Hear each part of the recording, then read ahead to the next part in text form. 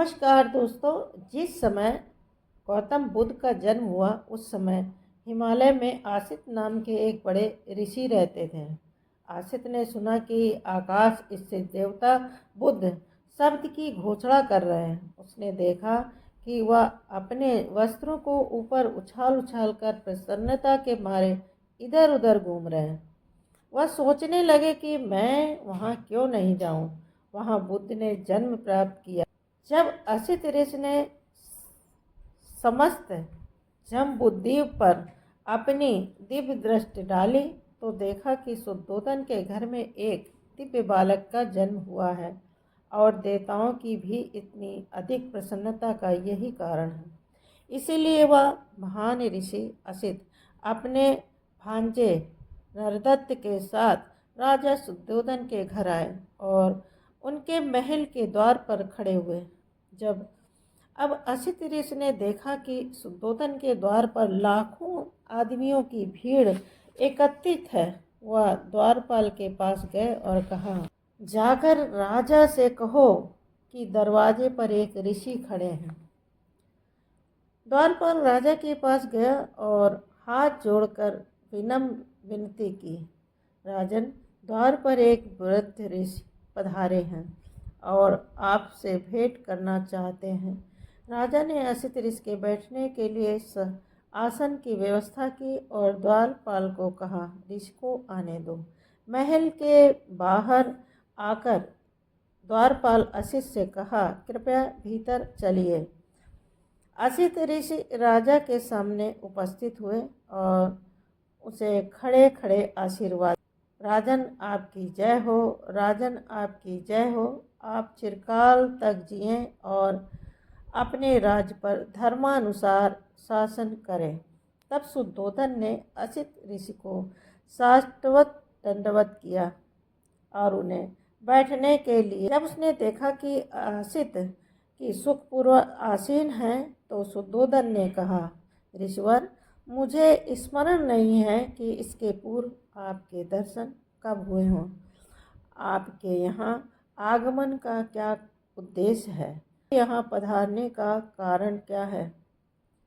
तब असित ऋषि ने राजा शुद्धोधन से, राजन, तुम्हें पुत्र लाभ हुआ है, मैं उसे देखने के लिए आया हूँ। शुद्धोधन बोले, ऋषिवर, बालक सोया है, क्या आप थोड़ी देर प्रतीक्षा करने की कृपा करेंगे।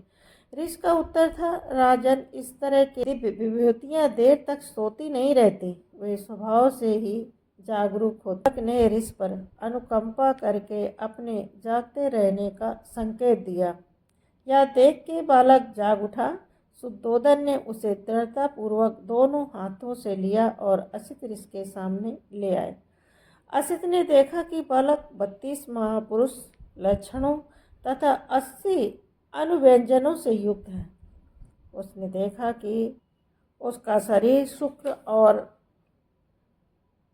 ब्रह्म के शरीर से भी अधिक दीप्त है। उनका तेजोमंडल उनके तेजोमंडल से लाख गुना अधिक प्रदीप्त है। उनके मुंह से तुरंत वाक्य निकला, निस्संदेह यह अद्भुत पुरुष है। अपने सामने से उठे, दोनों हाथ जोड़े और उनके पैरों पर गिर पड़े। उन्होंने बालक की परिक्रमा की और उसे अपने हाथों में लेकर विचारमग्न हो गए। असित ऋषि पुरानी भविष्यवाणी में परिचित थे, जिसके शरीर में गौतम की ही तरह के 32 महापुरुष लक्षण या उन दो गतियों में से एक को निश्चित रूप से प्राप्त होगा, तीसरी तो नहीं। यदि वह गृहस्थ रहेगा तो वह चक्रवर्ती नरेश होगा, लेकिन यदि वह गृह त्याग पर प्रवर्जित हो जाएगा तो वह सम्यक संबुद्ध होगा। असित ऋषि को निश्चय था कि यह बालक गृहस्थ नहीं बनेगा। बालक की ओर देखकर वह सिसकियाँ भर भर कर रोने लगे। शुद्धोधन ने देखा कि असित ऋषि सिसकियाँ भरकर रो रहे हैं। उन्हें इस प्रकार रोता देखकर शुद्धोधन के रोंगटे खड़े हो गए। शुद्धोधन ने असित ऋषि से निवेदन किया, ऋषिवर, आप इस प्रकार से क्यों रो रहे हैं, आंसू क्यों बहा रहे हैं, ठंडी सांसें क्यों ले रहे हैं। मैं समझता हूँ कि बालक का भविष्य तो निर्विघ्न ही है। असित ने राजा को उत्तर दिया, राजन, मैं बच्चे के लिए नहीं रो रहा हूँ, इसका तो भविष्य निर्विघ्न है। मैं अपने लिए रो रहा हूँ। ऐसा क्यों? शुद्धोधन ने पूछा। असित ऋषि का उत्तर था, मैं जरा जीर्ण हूँ, भय प्राप्त हूँ और यह बालक निश्चयात्मक रूप से बोध लाभ करेगा, समय संबुद्ध होगा, तदंतर यह लोक कल्याण के लिए अपना धम्मचक्र प्रवर्तित करेगा, जो इससे पहले इस संसार में कभी प्रवर्तित नहीं हुआ। जिस श्रेष्ठ जीवन की, जिस सद्धर्म की वह घोषणा करेगा, वह आदि में कल्याण कारक होगा, मध्य में कल्याण कारक होगा और अंत में कल्याण कारक होगा। वह अर्थ तथा व्यंजन की दृष्टि से निर्दोष होगा, वह परिशुद्ध होगा, वह परिपूर्ण होगा। जिस प्रकार राजन कभी कहीं इस संसार में गूलर पुष्पित होता है, उसी प्रकार अनंत युगों के अनंतर इस संसार में कहीं बुद्धोत्पाद होगा। राजन, इसी प्रकार निश्चय से यह बालक बोध लाभ करेगा, समयक संबुद्ध होगा और तदंतर अनंत प्राणियों को इस दुखमय सागर के पार ले जाकर सुखी करेगा। लेकिन राजन, मैं उस बुद्ध को नहीं देख सकूंगा, इसलिए राजन मैं इस दुख से दुखी हूँ और रो रहा हूँ। मेरे भाग्य में उस बुद्ध की पूजा करना नहीं बदा। तब राजन ने असित ऋषि और उसके भांजे नरदत्त को श्रेष्ठ भोजन से संतर्पित किया और वस्त्र दान दे उनकी परिक्रमा कर वंदना की। तब असित ने अपने भांजे नरदत्त को कहा, नरदत्त, जब कभी तुम्हें यह सुनने को मिले कि यह बालक बुद्ध हो गया है, तो जाकर शरण ग्रहण करना। यह तेरे सुख, कल्याण और प्रसन्नता के लिए होगा। इतना कहकर असित ने राजन से विदा ली और अपने आश्रम चले गए। 5वें दिन नामकरण संस्कार किया गया। बालक का नाम सिद्धार्थ रखा गया। उसका गोत्र गौतम था, इसलिए जनसाधारण में वह सिद्धार्थ गौतम से प्रसिद्ध हुआ। बालक के जन्म की खुशियाँ और उसके नामकरण की विधियाँ अभी समाप्त नहीं हुई थी कि महामाया अचानक बीमार पड़ी और उनके रोग ने गंभीर रूप धारण कर लिया। अपना अंत समय निकट आया जान उसने शुद्धोधन और प्रजापति को अपनी सैया के समीप बुलाया और कहा, मुझे विश्वास है कि असित ने मेरे बच्चे के बारे में जो भविष्यवाणी की है वह सच्ची निकलेगी। मुझे यही अफसोस है कि मैं उस वाणी को पूरा होता हुआ न देख सकूं। प्रजापति, मैं अपना बच्चा तुम्हें सौंप जाती हूँ। मुझे विश्वास है कि उसके लिए तुम उसकी माँ से भी बढ़कर होगी। मेरा बालक शीघ्र ही मातहीन बालक हो जाएगा, लेकिन मुझे इसकी तनिक चिंता नहीं है कि मेरे बाद यथा योग्य विधि से उसका लालन पालन नहीं होगा। अब दुखी न हो, मुझे मरने दे, मेरा अंत समय आ पहुँचा है। यमदूत मेरी प्रतीक्षा कर रहे हैं। इतना कहते कहते महामाया ने अंतिम सांस ले ली। शुद्धोधन और प्रजापति दोनों को ही बड़ा दुख हुआ। दोनों फूट फूट कर रोने लगे। जब सिद्धार्थ की माता का देहांत हुआ तो उसकी आयु केवल 7 दिन की थी। सिद्धार्थ का एक छोटा भाई भी था, उसका नाम था नंद। वह शुद्धोधन का महाप्रजापति से उत्पन्न पुत्र। उसके ताया चाचा की भी कई संतानें थीं। महानाम और अनिरुद्ध शुक्लोदन के पुत्र थे तथा आनंद अमितोदन के देवदत्त उसकी बुआ अमिता का पुत्र था। महानाम सिद्धार्थ की अपेक्षा बड़ा था और आनंद छोटा। सिद्धार्थ उनके साथ खेलता खाता बड़ा हुआ। जब सिद्धार्थ थोड़ा चलने फिरने योग्य हो गए, शाक्य जनपद के मुखिया इकट्ठे हुए और उन्होंने शुद्धोधन से कहा कि बालक को गृह देवी अभया के मंदिर में ले चलना होगा। शुद्धोधन ने भी स्वीकार किया और बालक को कपड़े पहना देने के लिए महाप्रजापति से कहा। जब वह उसे वस्त्र पहना रही थी, सिद्धार्थ ने अत्यंत मधुर वाणी में अपनी मौसी से पूछा कि उसे कहाँ ले जाया जा रहा है।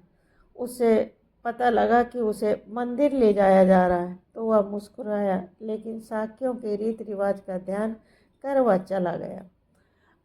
8 वर्ष की आयु होने पर सिद्धार्थ ने अपनी शिक्षा आरंभ की।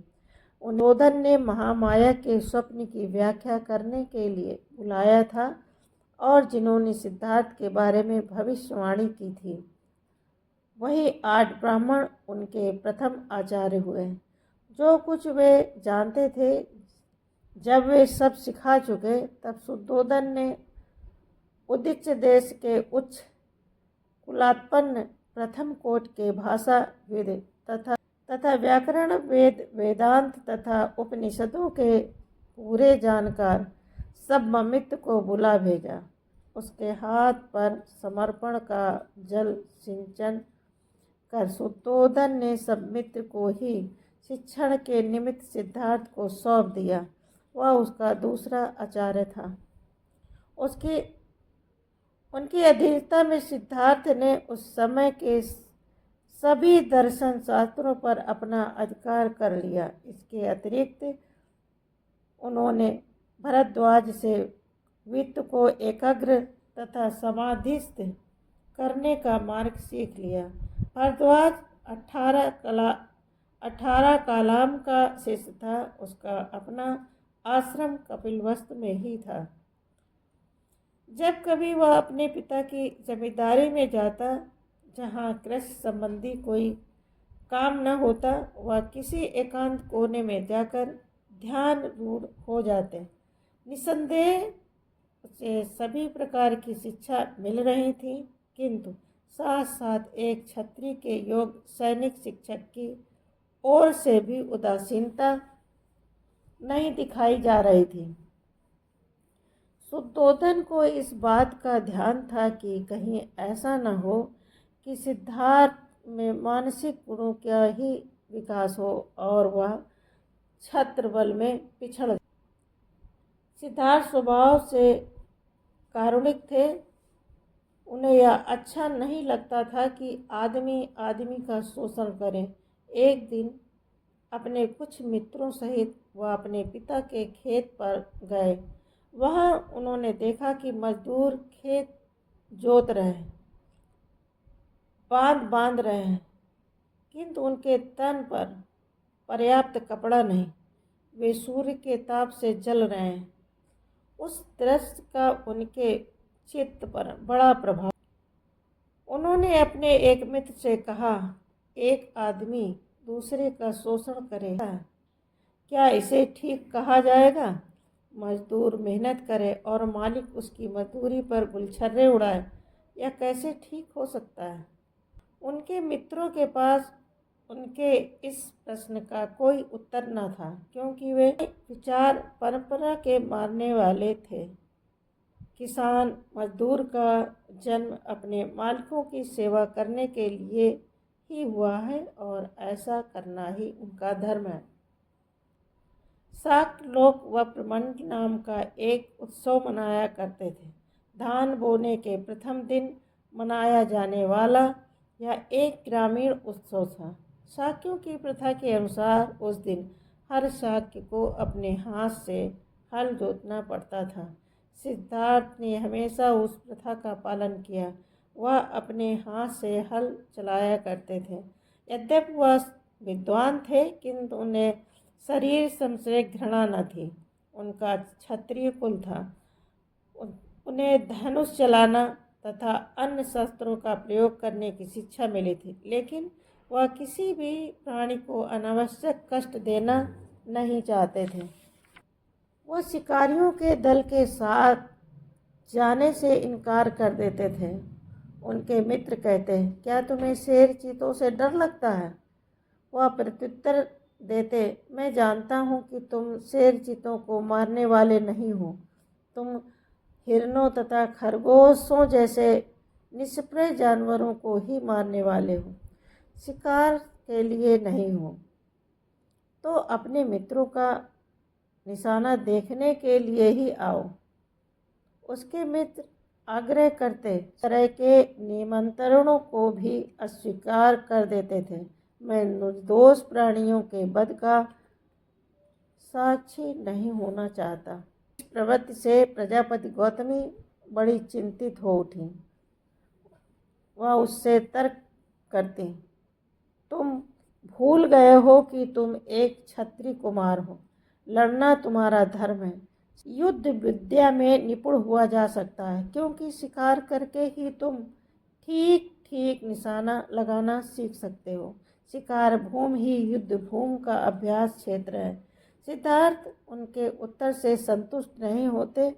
वह गौतमी से पूछते, माँ, या तो बता कि आदमी का आदमी को मारना एक आदमी का ही धर्म है, कैसे हो सकता है? गौतमी उत्तर देती, यह सब तर्क एक सन्यासी के योग्य है, लेकिन क्षत्रिय का तो धर्म लड़ना ही है। यह क्षत्रिय भी नहीं लड़ेगा तो राष्ट्र का संरक्षण कौन करेगा? लेकिन माँ, यदि सब क्षत्रिय परस्पर एक दूसरे को प्रेम करें तो क्या बिना कटे मरे वे राष्ट्र का संरक्षण नहीं कर सकते? गौतमी निरुत्तर हो जाती। वह अपने साथियों को अपने साथ बैठकर ध्यान लगाने की प्रेरणा करते। वह उन्हें बैठने का ठीक ढंग सिखाते। वह उन्हें किसी एक विषय पर चित्त एकाग्र करना सिखाते। वह उन्हें परामर्श देते कि ऐसी ही भावना करनी चाहिए कि मैं सुखी रहूं, मेरे संबंधी सुखी रहें और सभी प्राणी सुखी रहें। उसके मित्र उसकी बातों को महत्व न देते, वे उस पर हंसते थे। वे आंखें बंद करते तो उनका चित्त उनके ध्यान के विषय पर एकाग्र न होता। इसकी बजाय उनकी आंखों के सामने नाचते वे हिरन जिनका वे शिकार करना चाहते थे, अथवा वो मिठाइयाँ जिन्हें वे खाना चाहते थे। उनके माता पिता को उनका यह ध्यान विमुख होना अच्छा नहीं लगता था। उन्हें लगता था कि क्षत्रिय यह जीवन के सर्वथा प्रतिकूल है। सिद्धार्थ का विश्वास था कि योग भावनाओं पर चित्त एकाग्र करने से हम अपनी मैत्री भावनाओं को बहुत व्यापक बना सकते हैं। उनका कहना था कि सामान्य रूप से जब भी कभी हम प्राणियों के बारे में कुछ भी विचार करते हैं, हमारे मन में भेद विभेद घर कर जाते हैं। हम मित्रों को शत्रुओं से भिन्न कर लेते हैं या अपने पालतू पशुओं को मनुष्यों से भिन्न कर लेते हैं। हम अपने मित्रों से प्रेम करते हैं और करते हैं अपने पालतू पशुओं से। हम अपने शत्रुओं से घृणा करते हैं और घृणा करते हैं समान जंतुओं से। इस विभाजक रेखा की सीमा के उस पार जाना चाहिए। हम यह कार्य तभी कर सकते हैं जब हम अपने ध्यान में इस व्यवहार जगत की सीमाओं को लांघ सकें। उनका बचपन करुणामय था। एक बार वह अपने पिता के खेतों पर गए। विश्राम के समय वह एक वृक्ष के नीचे लेटे हुए थे। प्राकृतिक शांति और सौंदर्य का आनंद लूट रहे थे। इसी समय आकाश में एक पक्षी ठीक उन्हीं के सामने आ गिरा। पक्षी को एक तीर लगा था जिसने उसे बींध दिया था, जिसके कारण वह फड़फड़ा रहा था। सिद्धार्थ पक्षी की सहायता के लिए उठ बैठे।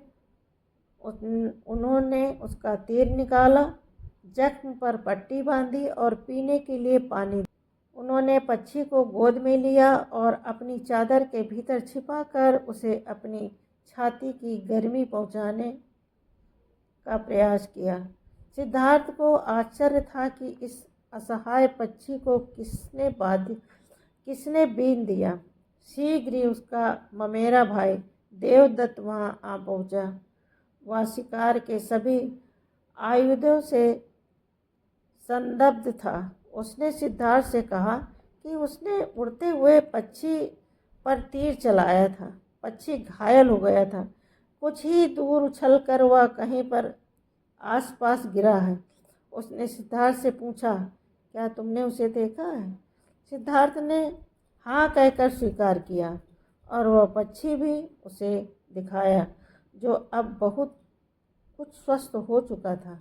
देवदत्त ने मांग की कि उसका पक्षी उसे दे दिया जाए। सिद्धार्थ ने इनकार किया। दोनों में घोर विवाद हुआ।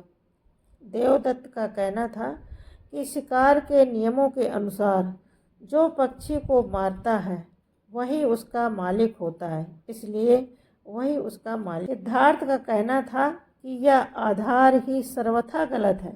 जो किसी की रक्षा करता है वही उसका स्वामी हो सकता है, इत्यादि। इससे हत्यारा कैसे किसी का स्वामी हो सकता है? दोनों में से एक भी पक्ष झुकने के लिए तैयार न था। मामला न्यायालय तक पहुंचा। न्यायालय ने सिद्धार्थ के पक्ष में निर्णय दिया।